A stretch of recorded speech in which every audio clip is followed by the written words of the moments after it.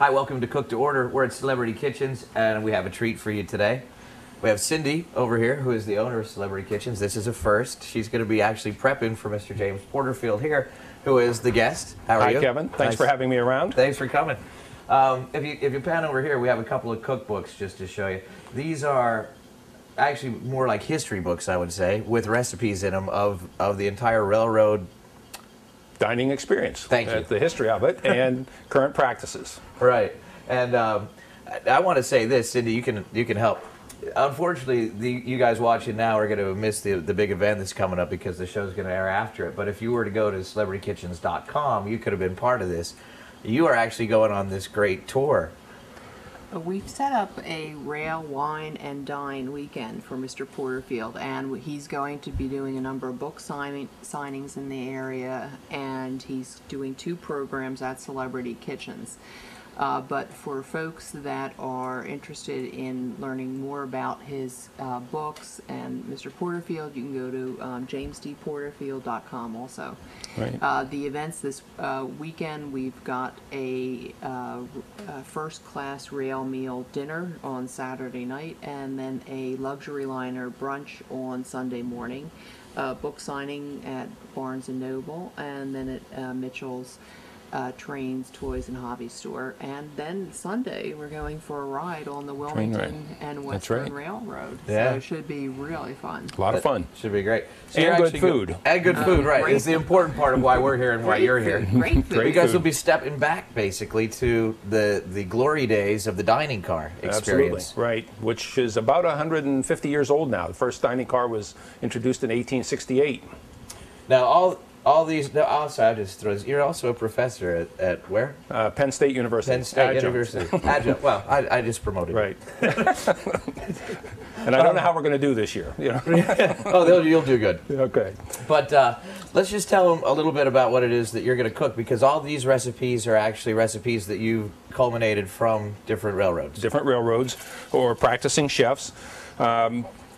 To my mind, the uniqueness of the recipes in these books is the fact that this food was prepared quickly to feed a lot of people in a very small space. And that sounds like me at home. You know, Right. I get home from work, I have a 6-foot by 8-foot kitchen, I want to make a good dinner.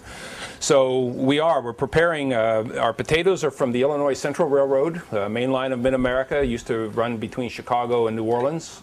The famous song City of New Orleans, that was a train, and the Illinois Central really brought Cajun cuisine north, because that was a specialty of their dining cars. But the potatoes Romanoff. Slow down. We're just telling them what we're cooking. We got to take a break yet. We got to keep them coming back. Okay. So we're going to cook potatoes Romanoff from the Illinois Central. The roast beef is from the Pennsylvania Railroad. It's called deviled roast beef. And you could then serve a vegetable of the season as an accompaniment. And then for dessert, probably my favorite recipe from all the ones I discovered, it's a hot strawberry sundae off the Santa Fe Railroad. Yeah, my favorite too, soaked in rum. Soaked in rum, that's right. All right, so we're going to take a quick break. We're going to come back, and as you can see, Cindy is actually going to do the cooking. I'm going to share some history with you and antidotes, etc., and we're going to talk about recipes. Thank you. All right, stay with us.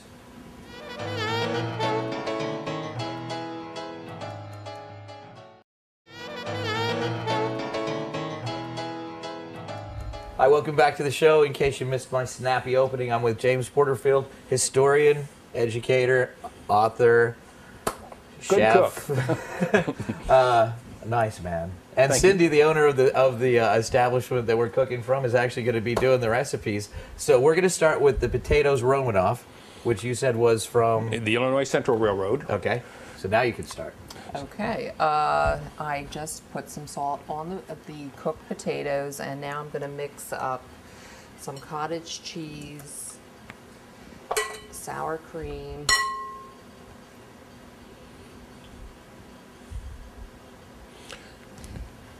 And you'll notice that these are all ingredients that you can buy in the supermarket on your way home from work. I was going to say all these are readily available to you. scallions, some chopped garlic, and just mix them all together. And I'm going to fold in the potatoes. Okay. While you're folding, we're going to chat Okay. about this book in particular. I believe this was your first book? Right. That's a history of eating on the train with recipes from 48 different railroads. Yeah. I'm sure some of your viewers remember the day when the best chefs in the country would have worked for the railroad. And they created dishes for the dining car operations. And the reason they stressed food was it was in advertising. I mean, it demonstrated to the public what the railroad was capable of. That was one reason. The railroads were competing for riders. And so if you wanted to go from Chicago to Minneapolis, you had 4 different railroads you could ride. But if you wanted that really good fresh onion soup with a whole grain biscuit, you had to ride the Milwaukee Road because that was only available on the Hiawathas. Okay. And then the other reason was they were competing for shippers. And so they tried to show shippers what they could do with their ingredients. So the Union Pacific, for example, who gave us the Idaho potato, everywhere else in America it's a russet, but if it comes from Idaho, it's branded. And that was from a railroad? Yep, Union Pacific is because they hauled all the potatoes out of Idaho. But if you ordered a steak in their dining car, you got a fried onion ring that was made with potato flour and potato meal instead of corn flour and cornmeal that you would get under normal circumstances. The hot strawberry sundae that we're going to make a little bit later from this Santa Fe Railroad, that was, in the day, was a specialty of the American South and Southwest. You could buy strawberries in Brownsville, Texas, starting in February, all the way up through Missouri in June, in the days before you had produce shipped in from all over the place. Topping it off with some cheese, is Right, that just sprinkle it with cubed American cheese. She's going to put a dash of paprika across the top for color, pop it in the oven for 15 minutes, and you have just 15, quick 15-minute potato deal. 15 well, minutes. I guess so the potatoes were cooked prior right, to. Right, Okay. you cook them, dice them, and then mix them with the other ingredients. Put it in the oven and let it cook for 15 minutes. All right. Or until browned, as they say. But we needed to sprinkle butter on there. Oh, sprinkle butter. Hold on. Coming back at you. Coming back. Just a little bit of butter sprinkled across the top. Now, another interesting thing. Let's go over some of the history of the names. Like I was reading in the introduction there, how iceberg lettuce got its name, and well, iceberg lettuce got its name from the fact that when they hauled lettuce out of California in the late 1800s, they still didn't have refrigeration cars completed. So they would load the the lettuce in a boxcar and then shovel ice in across the top of it. And the railroad workers said it kind of looks like an iceberg because you'd have the lettuce and then a mound of ice on top of it. and it just Hence stuck. the name iceberg lettuce. And then the bread. Most people know sandwich bread, which are those square loaves of bread you buy in the supermarket, but a baker knows those as Pullman loaves. Pullman was the company that started building dining cars, and George Pullman patented the lid that goes on the baking pan. That means you could get 3 loaves of bread in the space you had, where you could only get 2 loaves of bread if they had a crown on them. So right. you have the square bread. We were talking about the fact that the Bisquick got its start on the Southern Pacific Railroad. Their dining car department came up with a recipe that they could prepare in the evening, refrigerate it overnight, and then have fresh hot biscuits on their breakfast menus the next morning. General Mills got that recipe, made it shelf stable and dry, and packaged it and marketed it as Bisquick. And then most people know Duraflame logs, or those pressed sawdust logs. Those right. were developed for dining cars because when they dieselized and started powering the kitchens by electric, the Western railroads were worried if their trains got stopped in a snowstorm and the locomotive was running low on fuel, they wouldn't be able to feed the passengers. The Union Pacific Railroad was using 16,000 of those logs a week by the 1940s because the cooks loved them. They burn clean, they burn hot, and there's no residue when they're finished. You know, there's nothing left to clean up. Right. All right, I think we'll take a break. We'll come back and we'll do the next one and give you some more little tidbits because I want to talk some more about this. There's some great pictures in here, some great history. I love that book. This would be a great gift for somebody that's a railroader or has a love for it because it's or just travel. Travel, People like right? travel. Because the recipes are nice, but you have pictures. Like for example, the china you were telling me, because I said my grandmother, great grandmother, said that they used to have like bone china in their dining cars and crystal and silver. Yep. And you were saying, you know, go ahead and say. Well, the railroads, they had specialty patterns, and their first-class trains had a pattern unique to that, like the Pennsylvania Railroad's Broadway Limited, or the Baltimore and Ohio's Royal Blue. Both of those railroads traveled in this area. Then they had a second tier of trains that made more frequent stops, and yet they had sleeping cars, and those trains had a pattern that was unique to them. And then for the everyday trains, they just used off-the-shelf china. There's a huge It's so valuable now that you have to worry about getting counterfeit china. Yeah, I was going to say, it ought to be very collectible. Today we're stuck with plastic forks and styrofoam plates, but in the day, this was the way to go. So stick with this. We're going to come back and we're going to do roast beef with a mustard sauce? Yep. Okay. Deviled roast beef.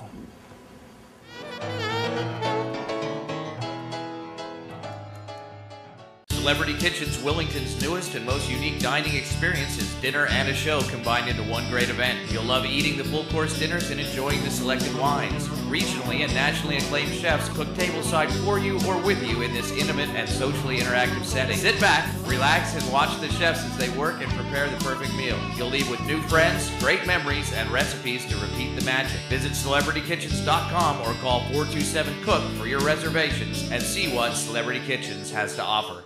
Okay, welcome back. We're going to start with the roast beef, deviled roast beef. Deviled roast beef. It's got a nice spicy mustard sauce on it. Okay. So what's Cindy going to do here? Well, we're just going to sprinkle it lightly with salt, put a little spread of melted butter on it, and then some English mustard. Of course, you want to go light with that because it's quite hot. And then some breadcrumbs. Pop that in the oven to brown, and while it's doing that, we'll make a mustard sauce that goes with it. Okay. With, some various ingredients.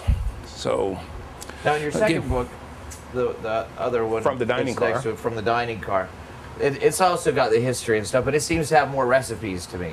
It seemed, I could be wrong because I just glanced through them, but it seemed that it's actually got a lot more recipes. Well, they're laid out a little bit differently. Both of them have about 300 recipes, which was about the number of recipes a railroad food manual would have had. Oh, okay. Again, the railroads in the earlier day were years ahead of the hotel industry. And in fact, one of the things we have today is standardized portions. That's one thing they focused on.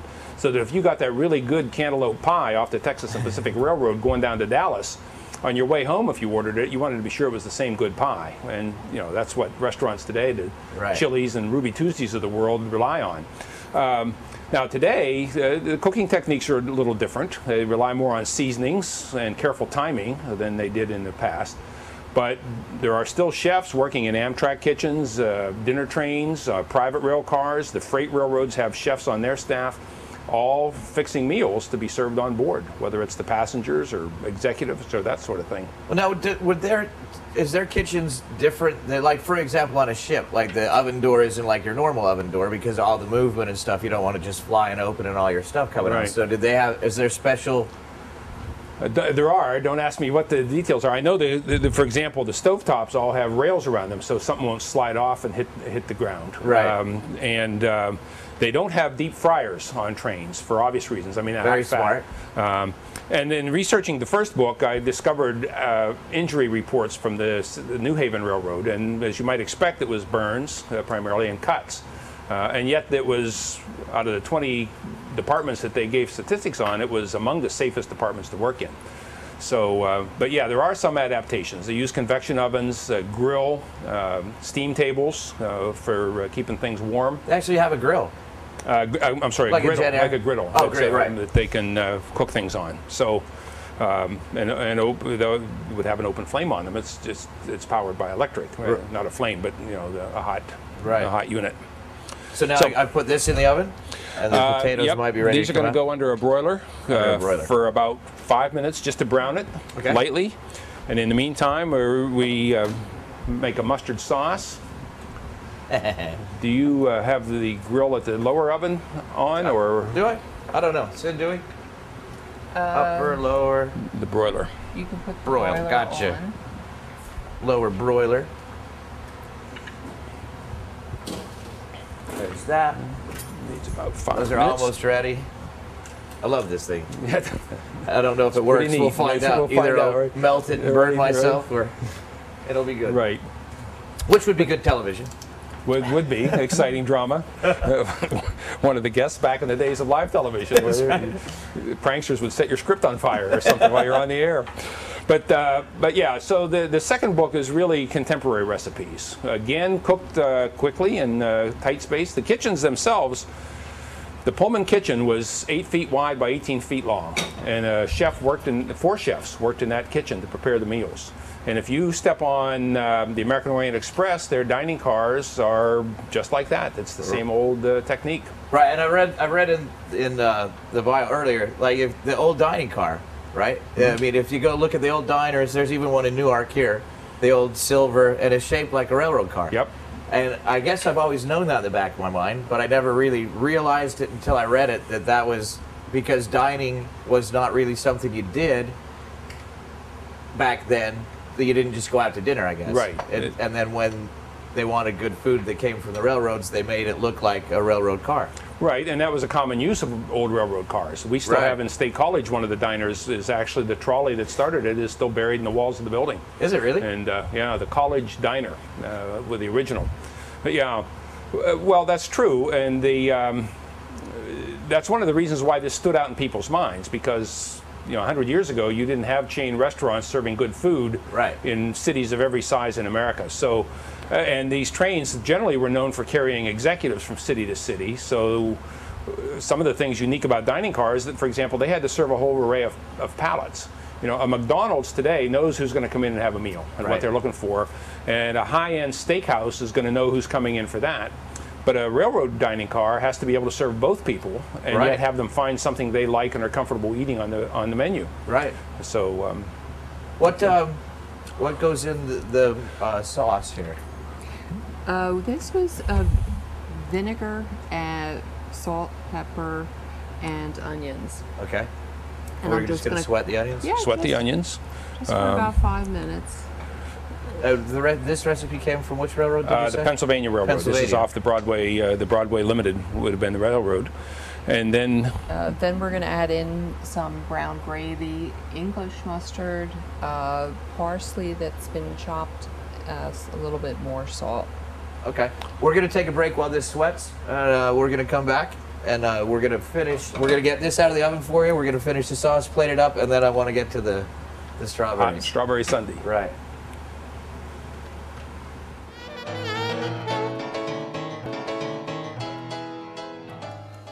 Okay, welcome back. As you can see, while you were gone, we took the potatoes out of the oven. They were lovingly browned, bubbling nicely. Oh, yeah. Very Smelling nice. great. Smelling great. The roast beef finished, so we're going to plate that and sauce it. While we were also gone, we finished the sauce, and just let's run through that really quick for me, if you will. Well, what as you said, we sweated some onions in vinegar, about 5 minutes to soften and absorb the vinegar. Then we combine that with some brown gravy, some melted butter. English mustard was the other big one to produce. And then after it's heated through, we ran it through a strainer to come out with the mustard sauce. We just take a little of that. Now remember, this is 40, 50 years ago. We think today presentation is such a big thing. It always has been important to fine food service. And we just take one of the fillets, arrange it over that mustard sauce, and then drizzle a bit more mustard sauce over top of it.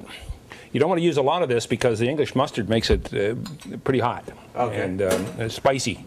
And then with so then we can just go like this. Just go like this. A little bit more. Now you want to picture yourself riding in a dining car, perhaps having dinner with people you've just met, and outside your window there's the Mississippi River on one side, the heartland of America on the other side, the constantly changing scene. Smooth riding rails. This is a wonderful dining experience, and this is one of the reasons why this stuck in people's mind as greatly as it did, was this unique combination of high cuisine, the wonderful setting, the excitement of being on your way somewhere, all added together. No wonder it sticks in people's minds for the rest of their lives. All right, let's get to this because we're running out of time. So we have to make the syrup, I know, for this dessert. The first thing I did was the strawberries, clean them, cut them in half. They've been macerating in about 4 tablespoons of spiced rum. Okay. The recipe called for dark rum, and just to change up a little bit, I thought the spiced rum would be a really nice addition. Plus, it's what we had on hand today. So now I'm the bane of railroad management. Oh, the chefs are out there innovating. Oh no. So now what I'm going to do is put our lemon juice, begin to heat it with our honey. Do you want to kick on the flame. Yeah, I think I have it on a low setting, if you wouldn't mind putting that up a little bit. There we got it. And this should be delicious. And then I've taken the rinds from an orange, and we're just going to put them in there, and of course remove them before this is served. Right. Did we mention before that we strained the sauce for the roast beef? Mm-hmm. Yes, Okay. right. That's key because you get all the chunks of the onion out. Right, and stuff. chunks and the parsley. I'm sorry if right. I missed No, that that's part. right. And then the same here. What you're producing here is a nice orange-infused honey as the sauce.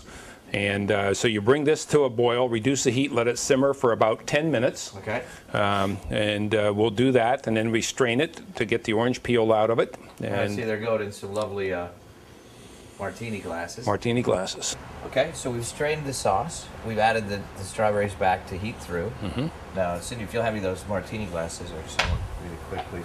We're going to throw ice cream in this, and then we're going to put this lovely mixture over the top, right? Yes, sir. Now, because we're running out of time, and I'd be remiss if I didn't tell everybody once again your website and how to get a hold of these lovely books. Well, the books are available online or through any bookstore. My website is my name, jamesdporterfield.com. You can keep up. I write about various aspects of railroad culture, dining being one of them, railroad art, railroad stories, but the food is the most fun. Don't forget CelebrityKitchens.com, because if you were already checking that website out, you would be going on the trip they're taking this weekend. We should point out that that's French vanilla ice cream is the recommended ice cream. Let me Put it on chocolate at your own risk. I gotta try these. Tell them an interesting story, James, while I try to eat something really quick. Well, we were talking about the fact that the passenger trains ran on special track in their glory days, and you know, the trains rode really smooth. The one executive even had a swimming pool in his private car. Yeah, that's nuts. That he could take a dip in whenever he was about to retire in the evening. That's good. That's. I was leery, just to be honest, up front, about the cottage cheese, okay. on potatoes. I was thinking, I don't know if that's going to work or not. Oh, it's the cheese. It Yeah. just But melts. it's awesome. These are like au gratin potatoes. Right, With a kick. with a kick, and with sour cream and cottage cheese instead of, and then the cheese melted on top. And as I said, you'd probably put for appearances a green vegetable. There's common to saute. The Pennsylvania Railroad sauteed corn and green peppers together in butter. The Western Pacific had just simple green beans sauteed in butter.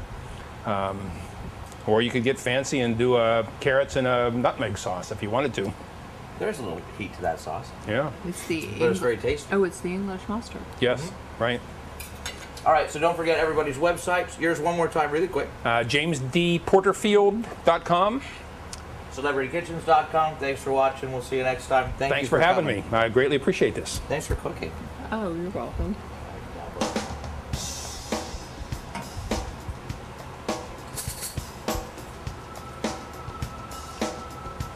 See, I would have gone first for the dessert.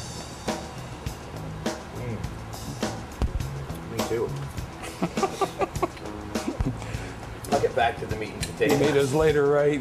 We finish this dessert before somebody else takes it. Yep. Specialty dishes. That is awesome. It is very, very simple. Yep. Look how easy that was to make. So there's I'll make it tonight. 325 recipes of that simplicity in each of these books. You won't be slaving in the kitchen for long periods of time. No, I could do all. I could do this whole thing. Mm-hmm. Sorry, guys.